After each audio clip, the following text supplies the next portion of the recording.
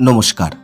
সত্যমঙ্গল চ্যানেলের সকল দর্শক এবং শ্রোতা বন্ধুদের জানাই আন্তরিক শ্রদ্ধা ও ভালোবাসা।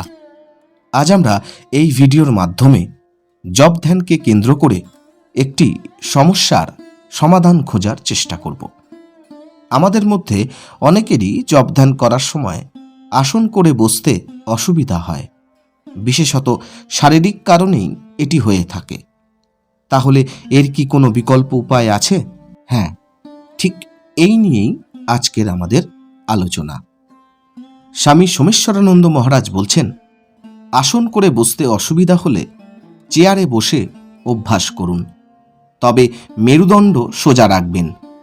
চেয়ারের ব্যাকরেস্ট যদি সোজা হয়, অর্থাৎ হেলানো না হয়, তবে তার সঙ্গে পিঠ লাগিয়ে বসুন।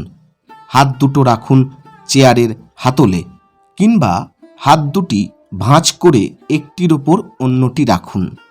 সহজভাবে বসুন, আরাম করে। শরীরের কোনো অংশে যেন টেনশন না থাকে। মোড়া নিয়েও বসতে পারেন। মোড়ার ওপরে বসে শরীরকে সহজভাবে রাখুন, মেরুদণ্ড সোজা করে। হাত দুটোকে এমনভাবে রাখুন যেভাবে আপনার সুবিধা হয়। সোফায় না বসলেই ভালো, তবে মাটিতে আসন করে বসতে অভ্যাস করুন। 2 মিনিট, 5 মিনিট, যতক্ষণ পারেন। মাটির ওপর কাপড় বা আসন রেখে তার ওপর কম্বল ভাঁজ করে বসুন। অভ্যাস করে যান রোজ। ক্রমশ বেশি সময় ধরে বসার অভ্যাস হয়ে যাবে। মেরুদণ্ড সোজা থাকবে। হাত দুটো ভাঁজ করে কোলে, কিংবা 2 হাত দুটো হাঁটুর উপর। আসলে বসার অসুবিধা সাধনার প্রথম স্তরেই হয়, কারণ বর্তমানে মানুষ, বিশেষত শহরের মানুষ, টেবিল চেয়ারে অভ্যস্ত। তবুও বলবো যে মাটিতে আসন করে বসতে অভ্যাস করুন। যতক্ষণ পারেন এভাবে বসে জব ধ্যান চালিয়ে যান। পরে পা ঝিমঝিম করলে বা হাঁটুতে ব্যথা হলে উঠে চেয়ারে বসে জব ধ্যান করতে থাকুন। কিছু পরে আবার আসনে বসে জব ধ্যান করুন। অফিসে বা বাসে, ট্রেনে কিছুটা সময় পেলে মনে মনে জব করতে থাকুন, কিংবা নিজের শ্বাস প্রশ্বাস অনুভব করে যান। এই সময় মেরুদণ্ড সোজা না থাকলেও চলবে। চেয়ারে বা সিটে হেলান দিয়ে বসে 5 থেকে 10 মিনিট সাধনা করুন।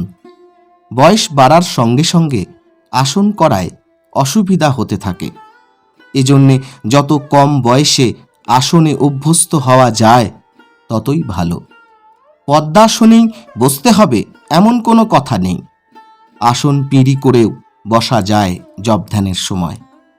আরেকটা অর্ধপদ্মাসন, একটা পা অন্যটির ওপরে রেখে বসা।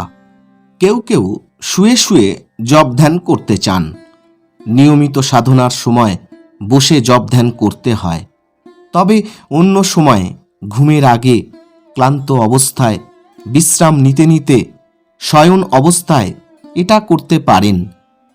নবীন সাধক শুয়ে জব করতে পারেন ক্লান্ত অবস্থায়, কিন্তু এভাবে ধ্যান সম্ভব নয় তার পক্ষে। যিনি নিয়মিত ধ্যান করছেন অনেক দিন ধরে, মনের ওপর কিছুটা কন্ট্রোল এসেছে, তিনি কখনো কখনো শোয়া অবস্থাতেও ধ্যান করতে পারেন। আসল কথা হলো জব ধ্যান করা। কিভাবে বসলে আপনি এটা ভালোভাবে করতে পারেন, আপনার করতে সুবিধা হয়, সেটা পরীক্ষা করে দেখুন। নিয়মিত সাধনা করার সময় সকাল সন্ধ্যা এইভাবে বসুন, মেরুদণ্ড সোজা করে। একান্তই না পারলে তবেই চেয়ারে। ভীষণ গুরুত্বপূর্ণ কথা বললেন স্বামী সোমেশ্বরানন্দ মহারাজ। আজকের ভিডিও এইটুকুই। আশা করছি আজকের ভিডিও আপনাদের খুব উপকারে আসবে। আর সত্যিই যদি উপকারে আসে, তাহলে প্রতিদিনের মতো ভিডিওটিতে একটি লাইক, শেয়ার, কমেন্ট ও চ্যানেলে যারা নতুন এসেছেন তারা চ্যানেলটিকে সাবস্ক্রাইব করে সত্যমঙ্গল চ্যানেলের পাশে থাকবেন। ধন্যবাদ।